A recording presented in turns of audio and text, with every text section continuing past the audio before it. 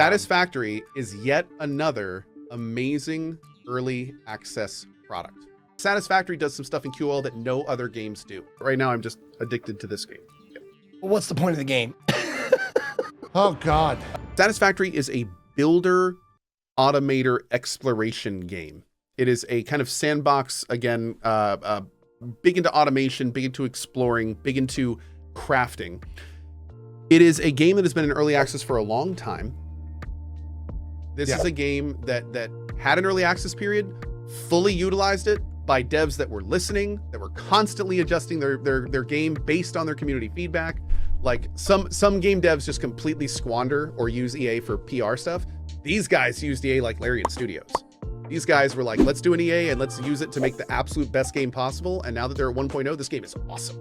It kind of started as Factorio in 3D. And I still get asked this a lot. Is this just Factorio in 3D? Is that what this is? And for those that don't know, Factorio is a top-down 2D, again, automation kind of sandbox game.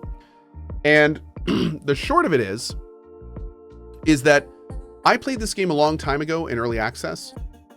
And even then it was pretty well fingerprinted. But at this point, with as many years of development that it has under the hood, this game now is so far beyond where it started that it's its own thing completely. And it's so well fingerprinted and kind of has so many unique features that it has quickly become probably a standout classic in this genre. We've come up with this random term called basically sandbox boss rush. And that is the genre of Terraria, V Rising, Core Keeper, Valheim, like all the games that just give you this giant sandbox and the only thing to do in it is kill the next boss. This game is exactly like that, except instead of bosses, you are doing automated production milestones. Those are your bosses, and that is the game. The goal of this game is to complete the last milestone. And milestones are giant tech increases. They come in phases, which give you the tools to then beat that milestone. And so basically it's a giant sandbox. And the only thing you have to do is keep doing the milestones, which go in order from 1 to 9. And then you have beaten the game at that point. But I mean, at the end of the day, it is a giant sandbox. The point of this game is to enjoy playing it. That is the point of this game. There's no, it's huge in exploration, huge into building. There's constantly more to do, constantly something to optimize or work on. There are threats, but there is no ever-present threat. There are no time limits. There are no calendars. There are no giant bosses bearing down on you. Nothing is going to come to your base and attack you. It is vast. There's a huge world to explore.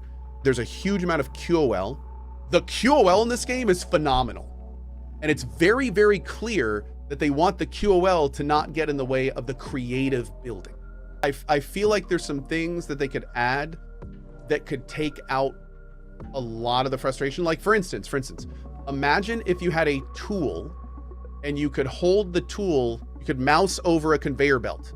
And wherever you moused over the conveyor belt, it would show you on the left side, all of the materials being added and removed and their plus and minus amounts. And on the right side, it would show you all the materials being added and removed in plus or minus amounts. So you could be at your base and you could just look at a conveyor belt and be like, oh, this has 240 copper on it coming from that direction. Like that kind of stuff would be amazing. You have to ask yourself, where is the QOL that the developers want and where is it too much? And I feel like they still have some ground to cover before it gets to too much. It's very intuitive and easy to construct and automate. It gives you full refunding on everything, lots of tools to break down and construct your factories.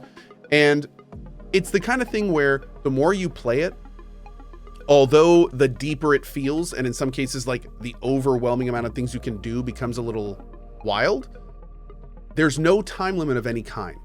There's no ever-present threat. So if you look at Satisfactory or look at streamers play it and you just go, that looks way too complex for me. Welcome to Home Depot. Holy they look at like my base and they look at this and they go, I would never have any idea how to build something like that. And my answer to them is, that's okay. Like the beautiful part about this game is you don't have to know anything when you come in. And most importantly, you can take all the time in the world experimenting and testing. Like, that's how I made this, is just a whole lot of trial and error. And it's really easy and intuitive to do in this game. And again, most importantly, no time limit, no bosses, just take it at your own pace. It's a super chill, fun kind of learning, exploration, discovery experience. There's no reason not to still give it a try, because the way the game works, you don't need to play it that complex. You don't need to have massive factories. You can take it at your own pace. You can slowly learn things. You can construct it however you want to. You can have a sprawling factory on one plane. You can have a big tower. You can have different little factories in different locations, one central place, lots of satellite places. It's entirely yours to design and do however you wish, however you want to. So it's very cool in that regard. And I think that continual response where like, oh, this looks way too much for me. Don't let that stop you from giving it a try. Because just like in a lot of the more complex games, with that lack of threat, you can really take the time and take it at your own pace. You've been playing for 4 hours. How about a 15 minutes of rest? How about no?